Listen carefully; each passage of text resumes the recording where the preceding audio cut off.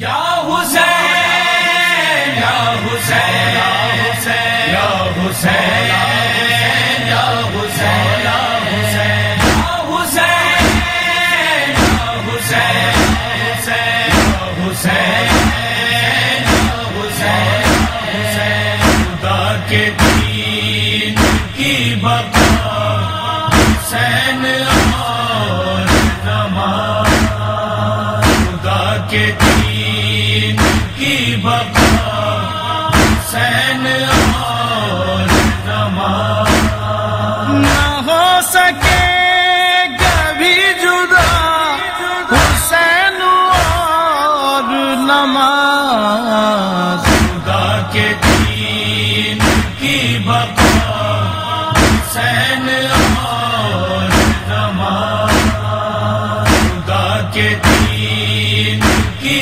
بقا حسین اور زمان خدا سے گفتگو کی ایک حسین ادا نماز ہے وفا بقا رضا شفا عطا دوا نماز ہے امام کے یہ دل سے پوچھئے کہ کیا نماز. اعوذ باللہ من الشیطان الرجیم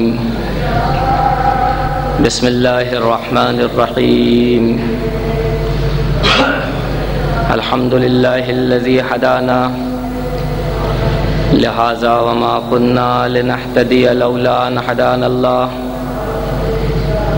لقد جاءت رسل ربنا بالحق الصلاة والسلام على رسول الثقلین محبوب رب المغربین والمشرقین جد الحسن والحسین ابی القاسم محمد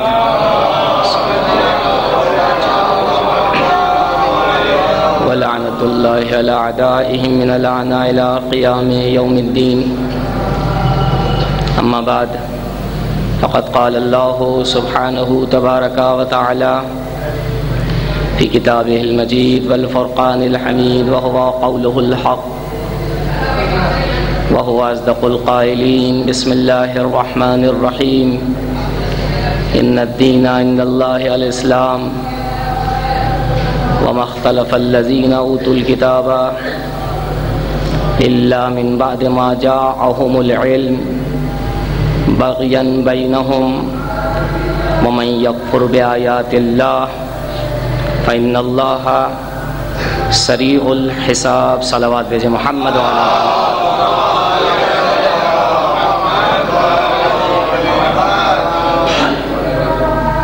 سورہ آل عمران کی آیت نمبر 19. کسی حد تک ہم اور آپ اس آیت کی نسبت آشنا ہیں. یہ جو میں نے کہا کسی حد تک اس لیے کہ آیت کا آغاز ہم اور آپ سب جانتے ہیں. ان الدین عند اللہ الاسلام. اس قدر ہم اور آپ اس آیت کی نسبت آشنا ہیں ذہنی اور حفظی لحاظ سے کہ اگر ہم اور آپ گہری نیند بھی سو رہے ہوں اور ہمیں اور آپ کو بیدار کیا جائے اور پوچھا جائے کہ ان الدین عند اللہ اس کے بعد کیا ہے تو ہم اور آپ کہہ دیں گے الاسلام. لیکن بات کا جو حصہ ہے اس کی نسبت ہم اور آپ ناآشنا ہیں الفاظ کی جہت سے بھی اور حفظی لحاظ سے بھی. مفہوم دور کی بات ہے. ان الدین عند اللہ الاسلام. یقین کر لو کہ یہ یقینی چیز ہے کہ دین خدا کے نزدیک اسلام ہی ہے.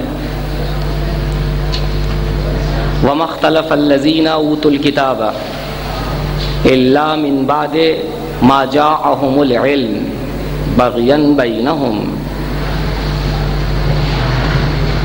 صاحبان کتاب یعنی یہود اور نصارہ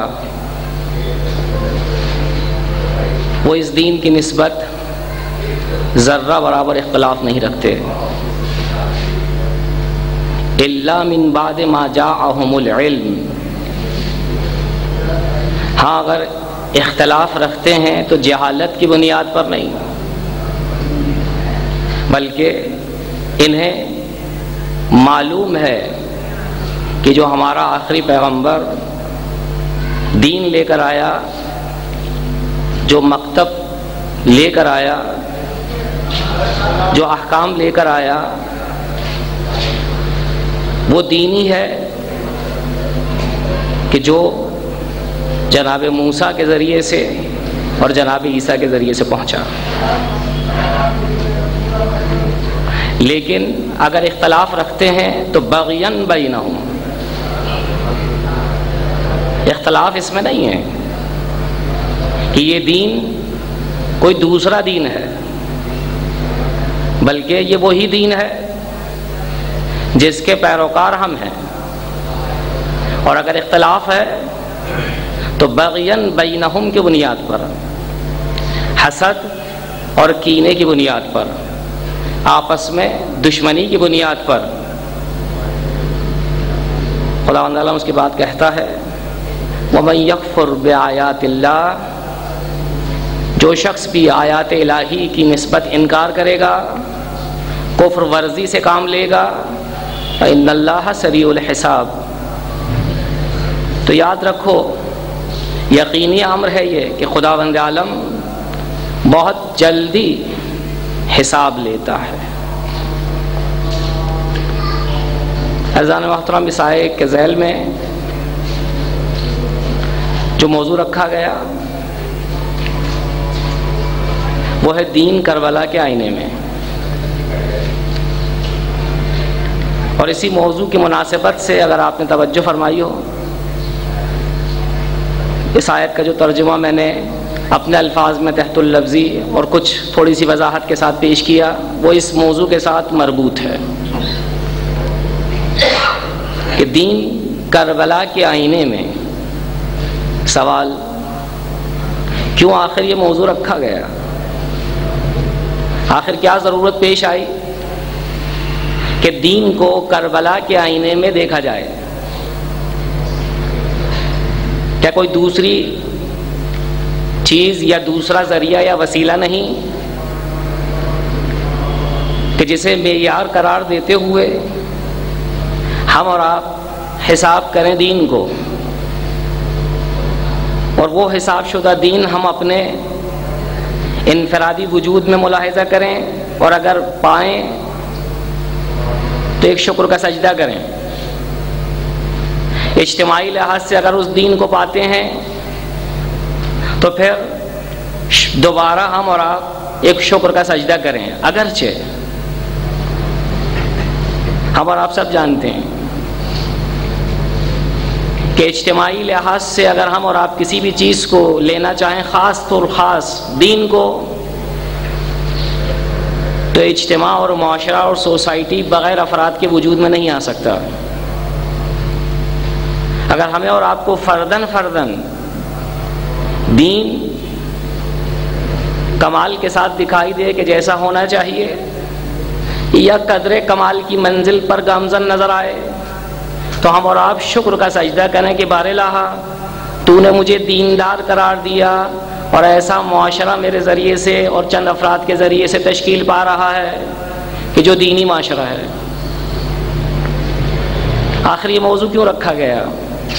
دین کربلا کے آئینے میں، مگر کوئی دوسرا آئینہ نہیں ہے کہ جہاں پر ہم اور آپ دین کی تصویر کو ملاحظہ کریں انفرادی طور پر اور اجتماعی طور پر، اور پھر اپنے وجود پر اسے ملاحظہ کریں. آئینے میں ہم اور آپ کیا دیکھتے ہیں؟ اپنی صورت.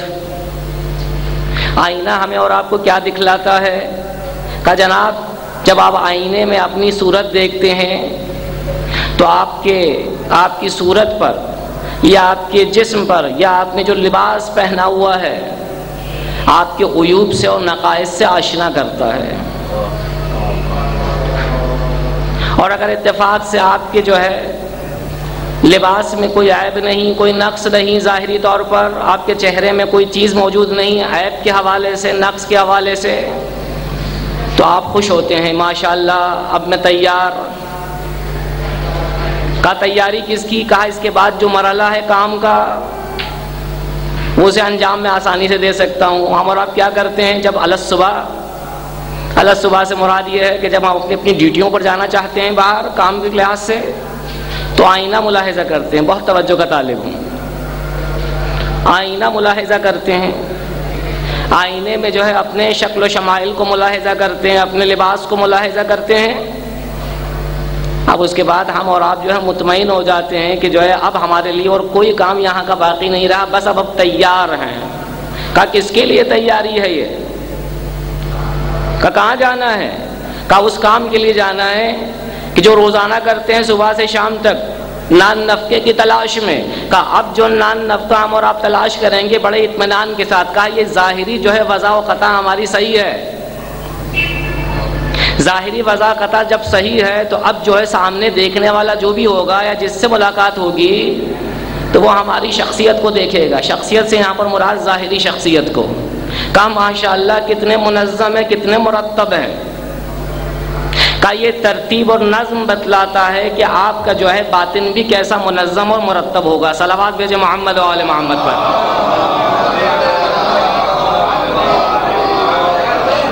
ظاہری ترتیب اور نظم انسان کا بتلاتا ہے کہ جو ہے باطنی طور پر بھی ایسے ہوں گے۔ اور آپ میں سے جو ہے بعض افراد یا اکثر افراد جو ہے انڈرسٹوڈ ہے یہ ساری چیزیں، اگر تھوڑی سی توجہ سے کام لیں ہم اور آپ سے، یعنی انسانی معاشرے کے اندر جو بھی انسان ہو، چاہے دیندار ہو یا جو بے دین ہو، ہمیں اس سے بھی غرض نہیں ہے، تمہیدی گفتگو ہے ہماری۔ ہم اور آپ جب انسانوں کو ملاحظہ کرتے ہیں، اپنے آپ کو ملاحظہ کرتے ہیں، تو بسا اوقات ہم اور آپ اندازہ نہیں لگا سکتے جو کام ہمارے اور آپ کے ہاتھوں سے انجام پاتا ہے، بسا اوقات بڑا خوبصورت، بڑا حسین، بڑا منظم و مرتب انجام پاتا ہے، تو ہم اور آپ بھی تعجب کرتے ہیں۔ کہا ایسے کیسے؟ آخر جو ہے میرے اندر یہ خصوصیت نہیں۔ کہا فلاں صاحب نے جو فلاں کام انجام دیا ہے ماشاءاللہ، اس سے پہلے جو ہے ایسی چیز ہم نے جو کیا ان کے وجود سے نہیں دیکھی۔ یہ آخر یکایک ایک رات کے اندر کیا ہوا؟ آنن فانن۔ تو آپ کی خدمت میں عرض ہے عزیزوں، آنن فانن کوئی چیز نہیں ہوتی۔ ہم اور آپ جتنے بھی ہنر انجام دیتے ہیں، یا بشر جتنے بھی ہنر انجام دیتا ہے اور فن سے کام لیتا ہے، وہ ہنر اور فن در حقیقت ظاہری طور پر ہمیں اور آپ کو بتلاتا ہے کہ یہ ظاہر ہے، لیکن یاد رکھیے گا عزیزوں، پس پردہ اس کی بنیاد ہے۔ وہ پس پردہ ہے کیا چیز؟ کہا باطن کے اندر وہ جب تک ہنر نہیں ہوگا باہر آشکار نہیں ہوگا۔ جب تک ہمارے اور آپ کے وجود میں کوئی ہنر نہیں ہوگا، باطنی طور پر، داخلی طور پر، روحی طور پر، اس وقت تک جو کیا ہے ہم اور آپ جو ہے ظاہری طور پر نہ اپنے آپ سے نہ کسی اور سے جو توقع رکھ سکتے ہیں۔ یہ نہیں کہا جا سکتا کہ یہ ظاہر ایسا ہے باطن میں ایسے نہیں۔ کہا نہیں، یہ اور بات ہے کہ جناب آپ اپنے آپ کو جانتے نہیں ہیں کہ آپ کے اندر کتنے ٹیلنٹ موجود ہیں۔ کہ خداوند عالم نے ایک سے زیادہ جو ہے انسان کے اندر ٹیلنٹ رکھے ہیں، شرط فقط اتنا ہے کہ اسے اس ٹیلنٹ کو جو ہے ایکٹیو کیا جائے۔ لیکن کبھی ایکٹیو ہوتا ہے ہمیں اور آپ کو پتہ ہی نہیں چلتا ہے۔ جب سامنے آتا ہے، مثال کے طور پر کسی نے جو کیا ہے فنکاری کی، کس لحاظ سے پورٹریٹ بنائی ہے کسی بھی شے کی، کہا ماشاءاللہ بڑا اچھا جو ہے مثلا آپ کا ہاتھ ہے، کہاں سے سیکھا؟ کہا نہیں ایسے ہی۔ کہا ایسے ہی نہیں ہوتا جناب، آپ کے اندر ٹیلنٹ موجود ہے، آپ کے اندر صلاحیت اور استعداد موجود ہے۔ یہ استعداد باطنی بتلاتا ہے آپ کا، یہ ظاہری طور پر یہ چیز بتلاتی ہے کہ جو کیا داخلی طور پر آپ کے اندر ٹیلنٹ موجود ہے۔ جناب اس پر کام کیجیے۔ اور بات آئیے سنتے جائیے، صلوات بھیجے محمد و آل محمد پر۔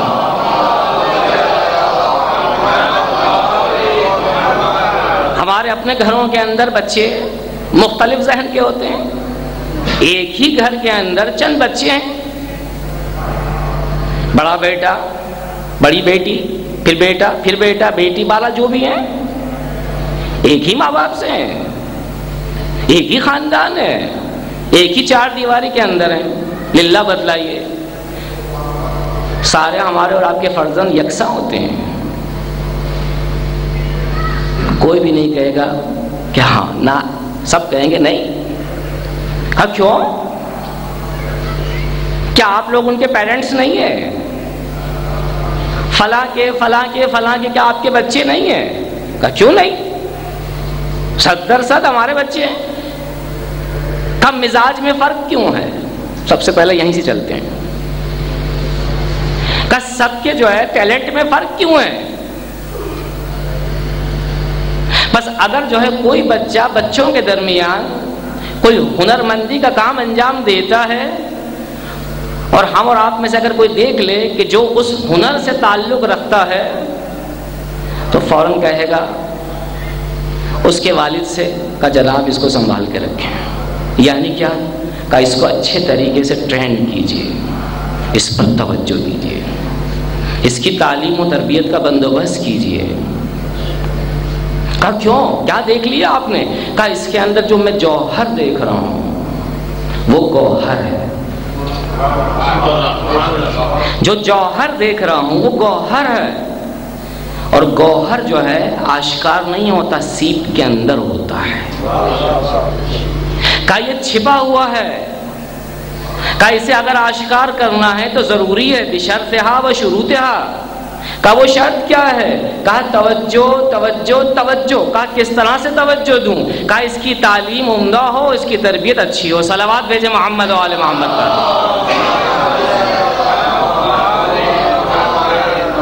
کہا یہ اگر اچھی تعلیم پائیں گے، اچھا ٹیلنٹ ہے اس کا، ہم دیکھ رہے ہیں. کہا اس کے ٹیلنٹ کو باہر لے کر آؤ. کہا کس طرح سے؟ کہا راستہ فراہم کرو اچھی تعلیم کے ذریعے سے. کہا تعلیم کیا چیز ہے؟ کہا روشنائی. کہا اسی تعلیم کے سائے میں تربیت کرو. جب یہ دونوں چیزیں آپس میں پلس ہوں گی تو رزلٹ آؤٹ ہوگا. کہا وہ رزلٹ کیا ہے؟ کہا وہ جو جوہر ہے جو چھپا ہوا ہے، کس صورت میں؟ گوہر کی صورت میں، وہ کھل کر سامنے آئے گا. صلوات بھیجے محمد و آل محمد پر.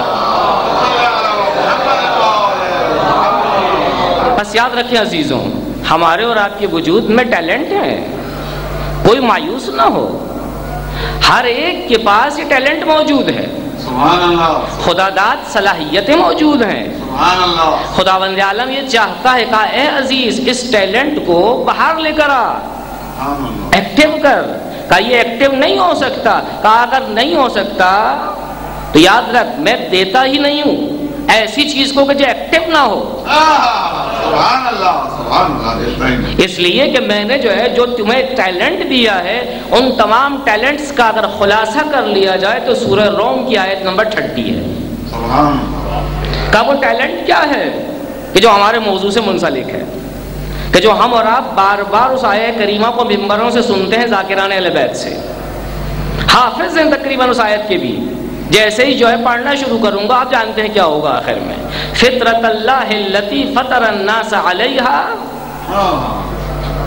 لا تبدیل لخلق اللہ. اور سے سنیے گا وذالک الدین القیم. سبحان اللہ. فطرت اللہ التی، خدا کیا کہتا ہے؟ کہا اے انسان جانتا ہے تیری خلقت کیا ہے؟ کہا تیری خلقت کی بنیاد میری طبیعت اور میری فطرت ہے. بہت غور سے. فطرت اللہ التی فطر الناس علیہا لا تبدیل لخلق اللہ. کہ اللہ کی فطرت جانتا ہے کیا ہے؟ کہ لا تبدیل لخلق اللہ. خدا اپنی طبیعت کو چینجیبل اس نے قرار نہیں دیا ہے. بس میں نے تجھے اگر خلق کیا ہے، بہت غور سے سنیے گا، لفاظی نہیں ہے، میں نے اگر تجھے خلق کیا ہے انسان تو اپنی طبیعت پر خلق کیا ہے، اور میری طبیعت چینج ایبل نہیں ہے. اور جانتا ہے اس طبیعت کا نام کیا ہے؟ ذالک الدین القیم. سبحان اللہ. کہا یہ وہ دین ہے کہ جو پابرجا اور مستحکم ہے. دوسرے الفاظ میں اگر تفسیری گفتگو کی جائے تو خداوند عالم یہ کہہ رہا ہے کہ اے عزیز تو مجسم دین ہے، تیری فطرت دین ہے، تیری طبیعت دین ہے، تیری عادت بھی دین ہونی چاہیے۔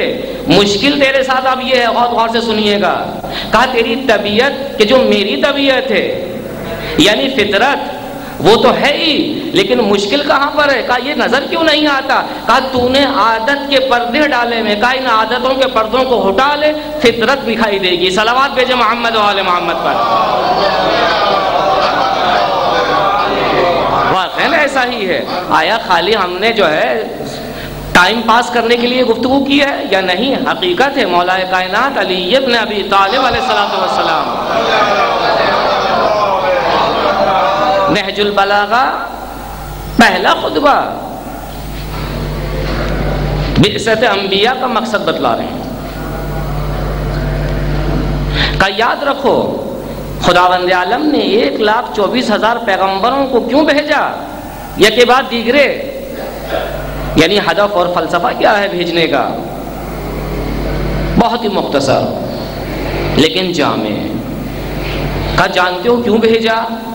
کہ ہر نبی جو آیا اسے ایک ذمہ داری دی۔ کہا وہ ذمہ داری کیا ہے؟ کہا اے انسان تجھے خداوند عالم نے اپنی فطرت پر پیدا کیا ہے، اس فطرت کے سامنے تو نے اپنی طبیعت کے پردے ڈالے ہیں، اپنی عادت کے پردے ڈالے ہیں۔ بات آئیے تو سنتے جائیے، بعد میں اس کو کمپلیٹ کیا جائے گا۔ فطرت میں اور طبیعت میں فرق کیا ہے تاکہ واضح ہو؟ ایک جہت سے فطرت اور طبیعت میں کوئی فرق نہیں ہے۔ اگر فطرت کی میننگ کریں تو وہی طبیعت ہے، طبیعت کی میننگ کریں تو وہی فطرت ہے ہمارے ماحول کے اندر۔ لیکن اگر دقیق انداز میں جو ہے اس کے جو ہے اس کو ڈیفائن کیا جائے تو دونوں میں ڈفرینس ہے، زمین کا آسمان فرق ہے، قابل کمپیئر نہیں ہے، قابل مقایسہ نہیں ہے۔ فطرت یعنی حقیقت، طبیعت یعنی ظاہر۔ بہت ہی آسان کر دیا کہ جسے میں نے تعبیر کیا کہ جس طرح سے مفسرین تعبیر کرتے ہیں، کہا اے انسان ایک تو فطرت رکھتا ہے، ایک طبیعت رکھتا ہے۔ کہا طبیعت کسے کہتے ہیں؟ کہا طبیعت نام ہے عادت کا، اور فطرت نام عادت کا نہیں ہے، کہا حقیقت کا نام ہے۔ مولا یہی فرما رہے ہیں کہ اے عزیز 1,24,000 پیغمبروں کو جو بھیجا، کہ خداوند عالم نے تجھے جو ہے فطرت کے ساتھ روانہ کیا تھا، لیکن تو عجیب ہے کہ تو نے جو ہے اپنی طبیعت کے ذریعے سے کہ جو تیری عادت ہے اس فطرت کے آگے پردوں پر پردے ڈالنے شروع کیے، دبیس پر دبیس پردہ ہو گیا۔ اب کہاں سے تجھے اپنی فطرت دکھائی دے گی؟ کہ ہر نبی کا کام یہ رہا اپنے زمانے کے اندر کہ اے نبی میں تجھے بھیج رہا ہوں اس شرط پر کہ اس بنی نوع انسان کے ہر فرد کے فطرت کے سامنے اس کی عادت کے پردے آ چکے ہیں، اب تیرا کام یہ ہے کہ پردے الٹتا جا تاکہ اسے فطرت دکھائی دے۔ صلوات بھیجے محمد و آل محمد پر۔ یہ ہے مولا کا بیان۔ مولا کون ہے اور مولا کا کلام کیسا؟ خالی کلام کے ذریعے سے ہی پتہ چل جائے گا کہ مولا کیا ہے اور کون ہے۔ کہا جو ہے مولا کا کلام فوق کلام البشر تحت کلام اللہ، اللہ کے کلام کے بعد اور بنی نوع انسان کے کلام میں سر فہرست کلام مولا کائنات کا کلام ہے۔ کوئی شک نہیں ہے کہ جسے اولین اور آخرین کا علم ہے جس کے پاس، وہ یہ کہہ رہا ہے کہ اے عزیز تیری حقیقت فطرت خداوندی ہے، اور اگر ایک ایک نبی کو بھیجا تو تیری عادتوں کو جو ہے برطرف کرنے کے لیے، اس لیے کہ وہ صاف و شفاف جو آئینہ تیرے سینے کے اندر موجود ہے، تیرے قالب کے اندر موجود ہے، کہ اس آئینے میں تو اپنی تصویر واضح طور پر دیکھ سکتا ہے، لیکن اب دھندلی کیا تجھے نظر ہی نہیں آتی۔ وجہ یہ ہے کہ تو عادت کا غلام ہو چکا ہے۔ صلوات بھیجے محمد و آل محمد پر۔ بس آئیے ہم اور آپ ان عادتوں کے پردوں کو جو ہے ایک ایک کر کے خدا کی عنایت سے الٹنا شروع کریں، تاکہ ہمیں اور آپ کو آہستہ آہستہ وہ فطرت کا جو نور ہے حقیقی، اس کی شعاعیں جو ہے پھوٹنا شروع ہوں۔ تاکہ ہمیں اور آپ کو معلوم ہو کہ ہماری اور آپ کی حقیقت کیا ہے۔ خدا اسی لیے کہہ رہا ہے عزیزوں، ان الدین عند اللہ الاسلام، کا یقین کر لو کہ اگر کوئی دین ہے تو وہ اسلام ہے۔ بارلا دین کیا چیز ہے؟ خود یہاں پر مفسرین نے جو ہے تعبیر کیا ہے دین کو اپنے الفاظ میں کہ جو واقعاً روایات کی روشنی میں ہے۔ کا دین جانتے ہو کیا چیز ہے؟ راہ و روش زندگی، راہ و روش زندگی۔ کا تم جاتے ہو کسی منزل پر، کسی جگہ پر سفر کرتے ہو نہیں کرتے ہو؟ کہاں کیوں نہیں، بارہا سفر کیا ہم نے۔ کہ جس جگہ پر تم جانا چاہتے ہو اس کا کوئی پراپر راستہ ہے نہیں ہے؟ کا پراپر راستہ ہوتا ہے، اور اگر پراپر راستہ نہ ہو تو ہم منزل کو ہی نہیں پا سکیں گے۔ ہم چلے ہیں اپنے طور پر، کہا کہاں چلے؟ کہا فلاں جگہ جانا ہے، کہا یہ راستہ پراپر نہیں ہے۔ خدا کہتا ہے کہ اے عزیز تجھے اپنی حقیقت کو پانا ہے، یعنی مجھے پانا ہے، تو اس کا ایک پراپر چینل ہے اور راستہ ہے۔ کہا وہ پراپر چینل اور راستہ اور وہ کیا ہے؟ کہا وہ میرا دین، وہ میرا دین ہے، راہ اور روش زندگی ہے۔ تجھے کس طرح سے اٹھنا ہے، تجھے کس طرح سے بیٹھنا ہے، کس طرح سے گفتگو کرنا ہے، کس طرح سے ہنسنا ہے، کس طرح سے رونا ہے، کہ جو زندگی کے لازمات ہیں، یہ لوازم ہے سارے، جزو لا ينفق ہے، سارے چیزیں لوازم ہے۔ ایسے کہ انسان ہے طبیعت کے اندر رونا بھی ہے، اگر کوئی تکلیف آئی اور تکلیف کا احساس کیا، بے ساختہ دل نرم ہوا، آنسو بہنا شروع ہوئے۔ اگر کوئی خوشی نصیب ہوتی ہے ہمیں اور آپ کو تو ہمارا اور آپ کا دل باغ باغ ہو جاتا ہے۔ یہ طبیعت یعنی جو ہماری اور آپ کی انسانی طبیعت ہے اس کے لوازمات ہیں۔ خدا یہ کہتا ہے ان الدین عند اللہ الاسلام، کا جانتا ہے راہ و روش زندگی کیا ہے؟ کہا اسلام، کا یہ اسلام بتائے گا کہ تجھے رونا ہے تو کس طرح سے رونا اور کب رونا ہے۔ تجھے اگر ہنسنا ہے تو کس طرح سے ہنسنا ہے اور کب ہنسنا ہے اور کس مقام پر ہنسنا ہے۔ کہا تجھے اگر حرکت کرنا ہے تو کس انداز میں حرکت کرنا ہے، اگر تجھے ٹھہرنا ہے تو کس انداز میں ٹھہرنا ہے۔ اگر جاننا چاہتا ہے تو پھر آ اس دہلیز پر جو ہے اپنا سر جھکا دے، ہمیشہ کے لیے بلند ہو جائے گا۔ صلوات بھیجے محمد و آل محمد پر۔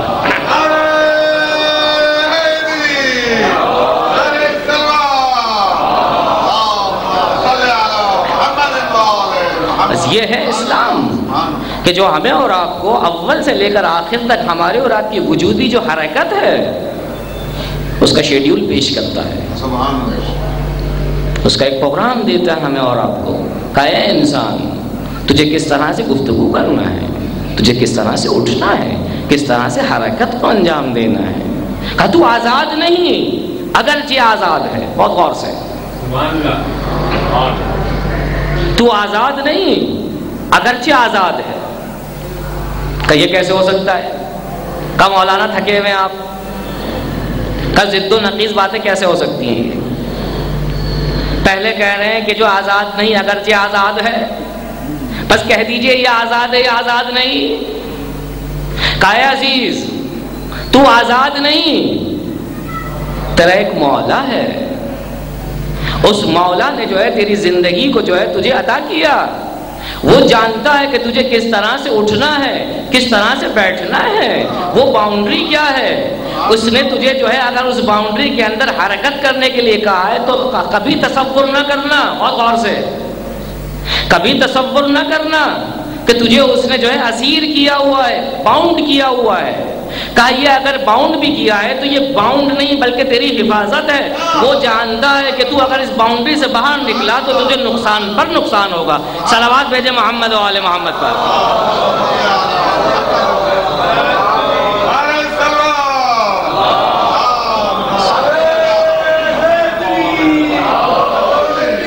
اگرچہ تو آزاد نہیں کہ آزاد ہے،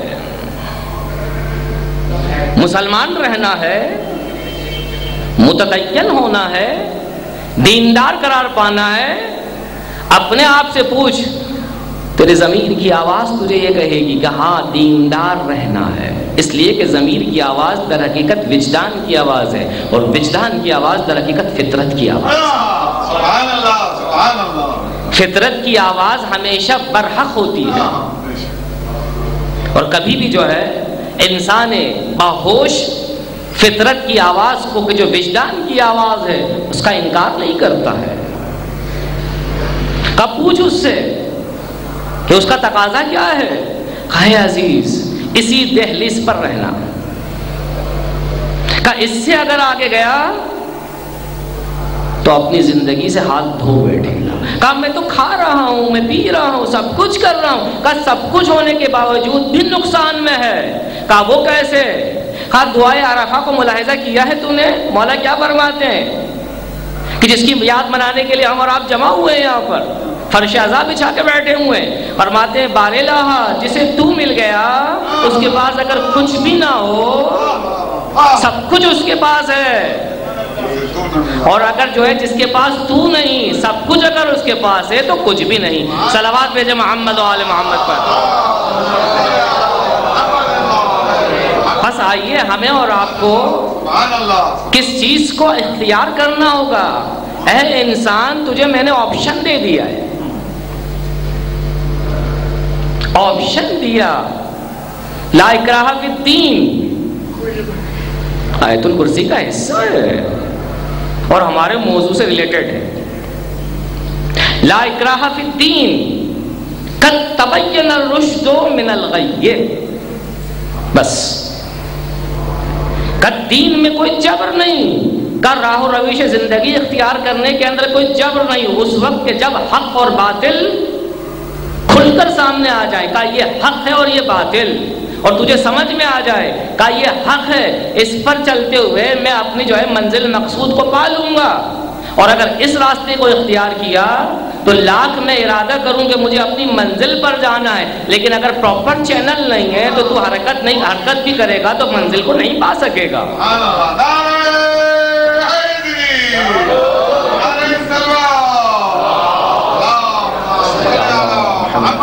لا اکراہ فی الدین قد تبین الرشد من الغی، کہا اے عزیز آ میں نے تجھے آپشن دیا ہے۔ آئیے ہم اور آپ تھوڑا سا یہاں پر رک کر جو ہے اس آپشن کو دیکھتے ہیں، اس اختیار کو دیکھتے ہیں۔ کہا اب تجھے کیا اختیار کرنا ہے؟ اب غور سے سنیے گا، اب میں نہیں کہوں گا کہ حق اور باطل، کہ آزادی پسند ہے یا اسیری، کہ ایسی اسیری جو ہے وہ زیادہ اچھی ہے یا ویسی آزادی؟ کہا وہ آزادی نام کی ہے، در حقیقت سراسر اسیری ہے، اور یہ اسیری جو ہے ظاہر کی ہے، حقیقتاً آزادی ہے۔ صلوات بھیجے محمد و آل محمد پر۔ اس لیے کہ وہ اسیری کے جو ہمیں اور آپ کو خطروں سے محفوظ رکھے وہ اس آزادی سے بہتر ہے کہ جس کے اندر خطرے در خطرے ہیں۔ صلوات بھیجے محمد و آل محمد۔ اگر ہم اور آپ سرسری طور پر نگاہ ڈالیں اسلام اور دوسرے مکاتب فکر پر، دوسرے ادیان پر، تو ملاحظہ کر سکتے ہیں ہم اور آپ دوسرے ادیان والے ہماری نسبت یہ کہتے ہیں کہ مسلمان یعنی اسلام نے مسلمان کو اسیر رکھا ہوا ہے، بیچارہ سب سے موٹی زنجیر جو اس کے پیروں میں باندھ رکھی ہے وہ کلمے کی زنجیر ہے، اس کے بعد جو ہے وہ زنجیر کا جو تقاضا ہے وہ چھوٹی چھوٹی زنجیریں اور آتی ہیں، کہ جناب توکل کرو، جناب صبر سے کام لو، ایسا تمہارا کام نہیں ہے، جذبات میں نہیں، فلاں فلاں، تقوی، پرہیزگاری، اخلاق۔ اسلام نے ان مطالب کے ذریعے سے کیا کیا ہے؟ کہا مسلمانوں کے پیروں میں زنجیر باندھ دی ہے۔ صاحبان فکر جانتے ہیں، ماشاءاللہ آپ سب کے سب متوجہ ہیں، جانتے ہیں، جہاں جہاں میری آواز جا رہی ہے وہ بھی سنیں اور وہ بھی جانتے ہیں کہ یہ خالی لفاظی نہیں ہے، یہ حقیقت ہے کہ جو آج کی نہیں ہے۔ اس وقت کہ جب کمیونزم بہرحال چھایا ہوا تھا اس کا نعرہ سب سے پہلے کیا تھا؟ اور اب بھی اگر ہم جو ہے تاریخ کے آئینوں میں جا کر ملاحظہ کریں، کمیونزم کو پڑھنے کی کوشش کریں تو کمیونزم کیا کہتا تھا؟ کہا دین انسان کے پیروں کی زنجیر ہے، دین انسان کے پیروں کی زنجیر ہے، اسے آزاد نہیں چھوڑتا ہے۔ ہمارا دین فلاں اور فلاں مختلف ازم کی جو آج کل نمودار ہوئے ہیں، یہ ہماری آج تمہیدی گفتگو ہے، اس کو ملاحظہ کریں، کہا انسان کو آزادی دی ہے۔ کمیونزم نے کیا کیا ہے انسان کی نسبت؟ کہا اس کے پیروں میں کلمے کی جو ہے زنجیر نہیں باندھی، اخلاق کی زنجیر نہیں باندھی، مختلف عادات و اطوار کے جو اسلام نے دیے ہیں اس کی زنجیر نہیں باندھی۔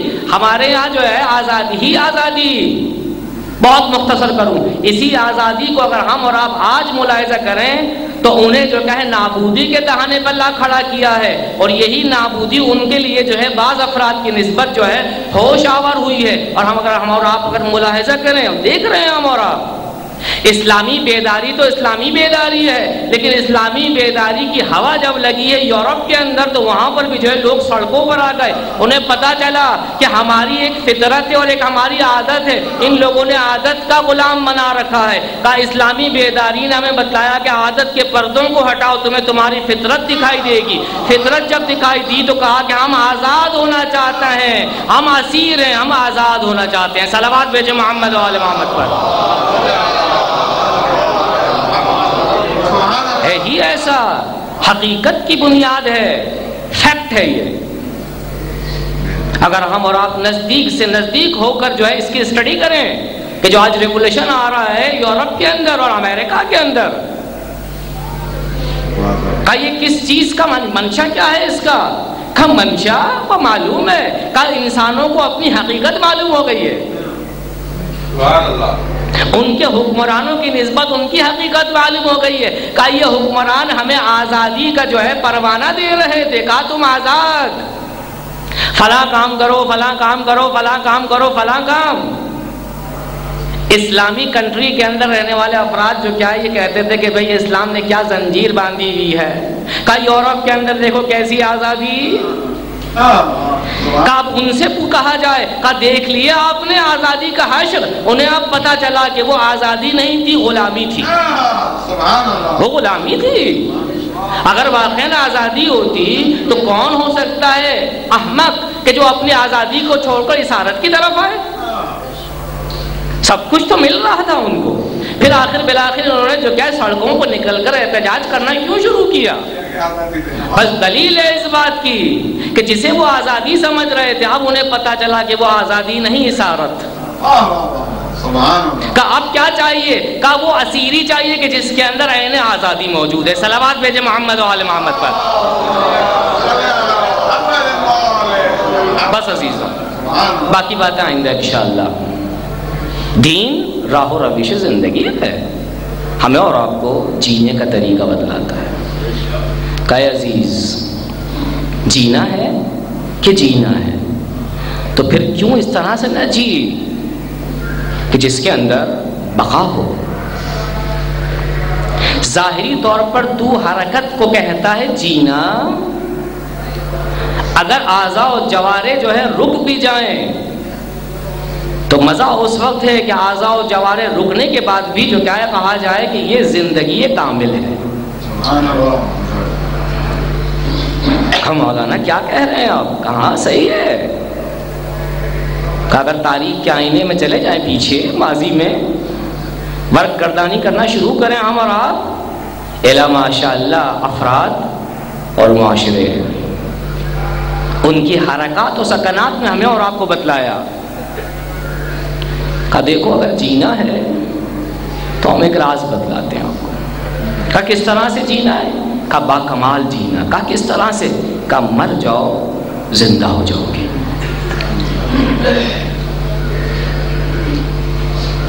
کہ مر جاؤ زندہ ہو جاؤ گے۔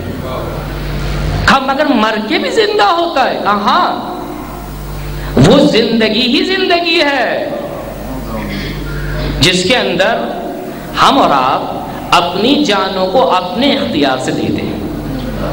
کہا کس کے حوالے کریں؟ کہا مولا کے حوالے. کہا کوئی مثال پیش کر سکتے ہیں؟ کہا سر فہرست مثال بلکہ محور ہے اور مرکز کربلا. ہمارا سب جانتے ہیں کربلا محور ہے. اس حوالے سے کہا اے عزیز تجھے جینا ہے اور وہ بھی مر کر طریقہ جاننا چاہتا ہے، کربلا کو ملاحظہ کر. اے جوان اور اے نوجوان تجھے اپنی مثال چاہیے، کربلا. اے ادھیڑ عمر کے انسان تجھے اپنے لیے مثال چاہیے، جینا ہے ہمیشہ کے لیے، کربلا. اے خاتون خانہ نشین تجھے اپنے لیے مثال چاہیے، کربلا. اے بچوں تمہیں اپنے لیے مثال چاہیے، کربلا. آخر یہ کربلا کیا چیز ہے؟ کہا کربلا محور ہے، محور. اور محور پست نہیں ہے، بلند ہے. کہا ہے جوان اور نوجوان اگر تمہیں اپنی مثال چاہیے تو آؤ علی اکبر اور قاسم کو دیکھو. کہا جانتے ہو علی اکبر کون؟ کھڑی الجوان حسین کا لال. قاسم کون؟ کہا بھی اس نے جو ہے اپنی زندگی کی کتنی بہاریں دیکھی تھی، ابھی تو کچھ بھی نہیں دیکھا تھا قاسم نے. اے جوان اور نوجوان علی اکبر کو ملاحظہ کر. جینا ہے تو علی اکبر نے کس طرح سے جو ہے جینے کو اختیار کیا. بابا کے پاس آتے ہیں، بابا مرنے کی اجازت دیجیے. کہا اے جوان ابھی تازہ جو ہے جوان ہو رہے ہو، آؤ قاسم کو ملاحظہ کرو. شب عاشور تمام شہداء کے اسماء لے لیے. قاسم ایک گوشے میں بیٹھے اور آگے بڑھتے ہیں. اے امو جان کیا میرا نام فہرست میں نہیں؟ ہم اور آپ سب جانتے ہیں. آؤ اے جوانوں، اے نوجوانوں ملاحظہ کرو قاسم کو. اگر جینا ہے تو دیکھو سیکھو کس طرح سے جیا جاتا ہے. قاسم آگے بڑھتے ہیں. مقتل نے تحریر کیا اے امو جان کیا میرا نام نہیں؟ کہے قاسم کیف وجدت الموت، سوال کیا اور امتحان لیا، آزمایا. کہے بیٹا قاسم تمہارے نزدیک موت کیسی؟ یہ پروردہ ہے اہل بیت کے گھرانے کا. جواب کیسا؟ سن و سال ہے 12 سے 13 سال کا. جوان ہے جوان ہے دانش مندانہ اور عارفانہ. الموت احلا اندی من الاصل. کہا موت میرے نزدیک ہے. امو جان مجھ سے سوال کر رہے ہیں، قاسم کے نزدیک موت شاید سے زیادہ شیرین. کہا قاسم مر جاؤ گے؟ کہا مر جاؤں گا. کہا پھر کیا ہوگا؟ کہا زندہ ہو جاؤں گا. آؤ جوانوں سیکھو کس طرح سے جینا چاہیے. کہ اگر دین پر آفت آئے تو اپنے مولا کے لیے جان دے دو. مولا کی آواز وہاں سے آتی ہے کہ اگر میرے لیے جان دو گے میں تمہیں ہمیشہ کے لیے زندہ کر دوں گا. یہ کربلا کا درس ہے ہمارے اور آپ کے لیے. عزیزوں یہ تو جوان ہے، بوڑھوں کو اگر ہم اور آپ ملاحظہ کریں، حبیب ابن مظاہر کو دیکھیں، حبیب ابن مظاہر سے ہٹ کر زہیر قائن کو دیکھیں. الا ماشاءاللہ مثالیں موجود ہیں. باراللہ یہ کربلا کیا ہے؟ کہا یہ کربلا وہ جگہ ہے جہاں میرے عاشق جمع ہوئے ہیں. کہا اب اس کے بعد کوئی بھی میرے عشق کی نسبت اگر گفتگو کرتا ہے تو کربلا کے بغیر میرا عشق تمام نہیں ہوگا. لعنت اللہ قوم الظالمین وسيعلم الذين ظلموا أي منقلب ينقلبون. خداوند ہماری اس قلیل عبادت کو قبول فرما. ہمارے گناہوں کی مغفرت فرما، اعمال صالحہ بجا لانے کی توفیق عطا فرما، جو پریشان حال ہیں ان کی پریشانیوں کو دور فرما، بار اللہ جو مقروض ہیں انہیں قرض سے سبکدوشی عطا فرما، جو بیمار ہیں انہیں بیمار کربلا کے صدقے میں شفاء عاجل اور صحت کامل عطا فرما، جو بے روزگار ہیں انہیں روزگار عطا فرما، انہیں رزق حلال عطا فرما، بار اللہ ہم سب کی جان و مال و عزت و آبرو کی حفاظت فرما، علماء فقہاء و مراجع اعظام کی حفاظت فرما، خصوصاً مقام معظم رہبری آغا خامنائی اور آغا سیستانی کی حفاظت فرما، انہیں طول عمر عطا فرما، دشمنان اسلام کے شر سے محفوظ فرما، بار اللہ جو حج و زیارات کے متمنی انہیں حج و زیارات سے مشرف فرما، امام زمانہ کے ظہور میں تعجیل عطا فرما، ہمیں ان کے اعوان و انصار میں شامل فرما۔ ربنا تقبل منا انک انت السمیع العلیم۔ آپ لوگوں سے ایک مرتبہ سورہ فاتحہ کی التماس ہے مرحومین کے لیے، مرحومہ گوہر بیگم، مرحوم سید محمد طاہر، مرحومہ افضل النساء، مرحومہ کنیز صغرا اور مرحوم زیغم عباس، جملہ مرحومین مومنین مومنات، خصوصاً شہداء ملت جعفریہ کے لیے۔ بسم اللہ الرحمن الرحیم، الحمدللہ رب العالمین الرحمن الرحیم مالک یوم الدین، ایاک نعبد و ایاک نستعین، اہدنا الصراط المستقیم۔